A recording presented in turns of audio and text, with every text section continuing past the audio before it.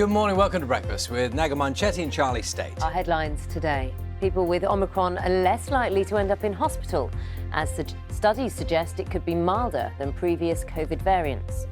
Scientists say they're cautiously optimistic, but warn the sheer number of infections could still lead to hospitals being overwhelmed. New COVID restrictions in Wales. Pubs and restaurants say they could be crippled by the measures. Homeless at Christmas, a charity's hiring out hotel rooms to help rough sleepers over the festive season. Good morning. It's Thursday, the 23rd of December. Our main story, the Omicron variant may cause milder illness than the Delta one. This according to two early studies, with patients less likely to need hospital treatment. Scientists say the research is good news to a degree, but a big wave of infections in unvaccinated people could yet overwhelm the health service. The government says it's continuing to monitor coronavirus data. Here's our health correspondent, Catherine Da Costa. Early data from South Africa and now studies in England and Scotland are pointing in the same direction. Omicron infections may be milder and leading to fewer hospital admissions. Research by Imperial College London found around a 40% reduction in the risk of being admitted to hospital for a night or more compared to Delta. A Scottish study suggested there was a 65% lower risk of being hospitalised with Omicron, but it was based on only a few cases. While in South Africa, Omicron patients were thought to be around 75% less likely to need hospital treatment. Rather than Omicron being fundamentally milder, scientists think it's partly due to immunity in the population from previous infection and vaccination. It's still early days, but scientists say it's good news to a degree. It's very important to recognise that even if there were, say, a 50% reduction in the rate of hospitalisation, because it's doubling every 2 days, that 50% will soon just be overwhelmed by the increase in case numbers. So the total impact of Omicron is still very, very significant because it's such a highly transmissible virus and it's growing so quickly. In the face of rapidly rising infections, record numbers of boosters are now being administered. 30 million have been jabbed so far. From the new year, boosters will be offered to all over 16s, as well as at-risk 12 to 15-year-olds, those living with someone with a weakened immune system, and teenagers who are immunosuppressed themselves will get a fourth jab. For the first time, 5 to 11-year-olds in the UK with specific health conditions will be offered 2 smaller doses of the Pfizer vaccine 8 weeks apart. Christmas may be just days away, but scientists are working flat out to provide the data governments need to make tough decisions on how best to respond to the virus. Catherine Da Costa, BBC News. Let's talk to our political correspondent, Ben Wright. Ben, morning to you. So this data suggest that Omicron may be milder. That is good news for many because we've been waiting for this. But how does that impact on the decision-making of the government when it comes to further restrictions?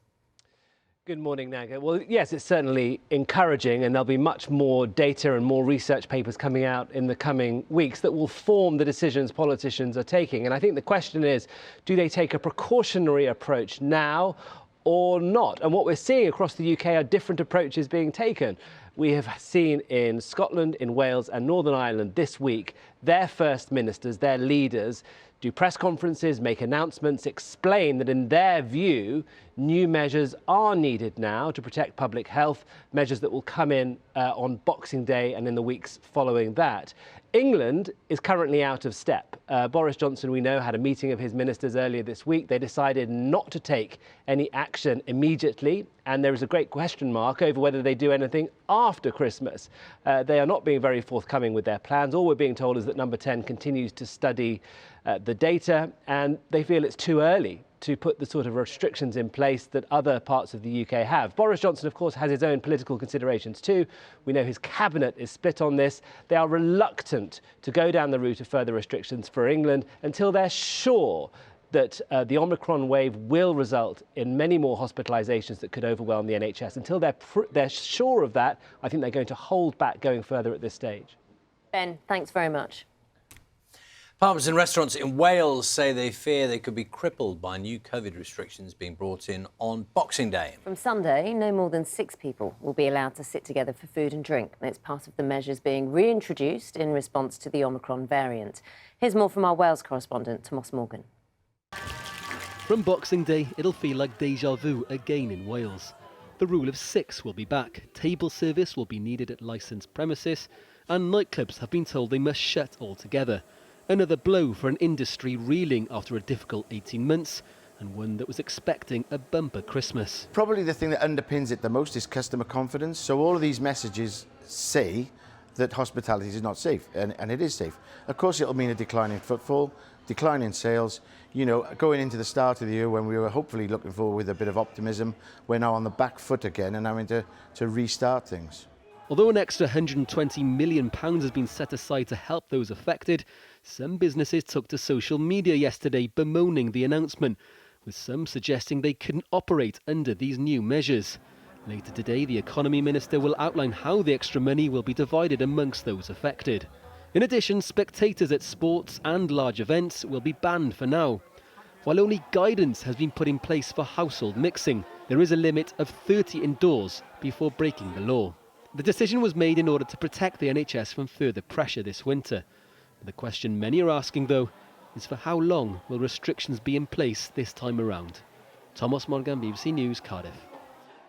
Meanwhile, the number of military personnel supporting the NHS in Wales will almost double in the new year to relieve some of the pressures caused by the pandemic.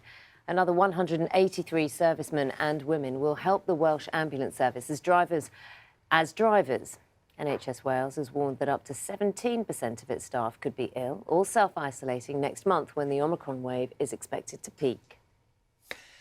A jury in the trial of British socialite Ghislaine Maxwell has decided to reconvene after Christmas after failing to reach a verdict last night. Ms Maxwell, a close associate of the late convicted paedophile Jeffrey Epstein, denies 8 counts of sex trafficking and other crimes. Our correspondent Barbara Plett-Usher has been following the trial in New York.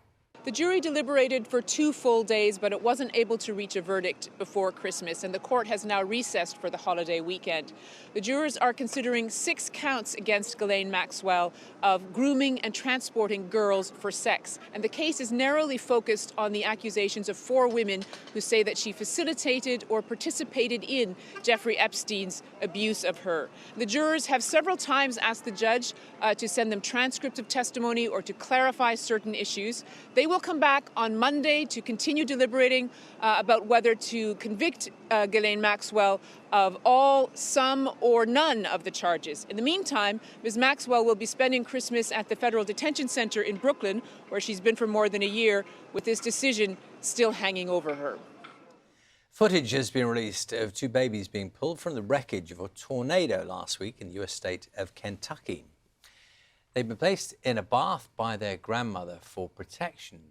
The tub was ripped from the house by the storm and tossed into the garden, where rescue workers found the children remarkably pretty much unhurt. The babies were reunited with their grandmother before being taken to hospital.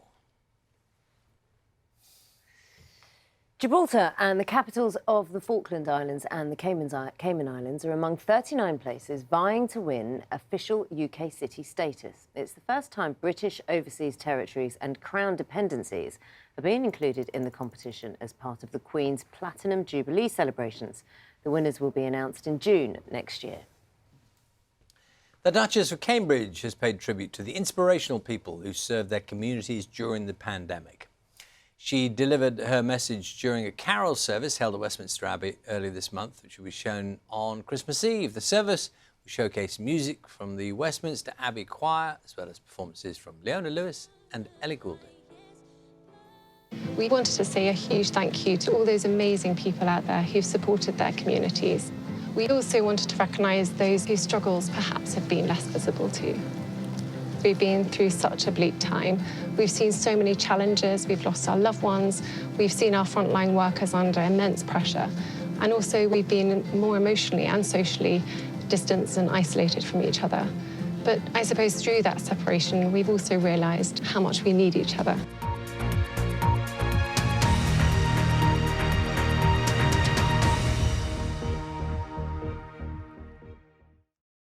See the headlines as they happen and watch BBC News live in the app and get the full story with bbc.co.uk/news. Follow the story for all the latest with BBC News.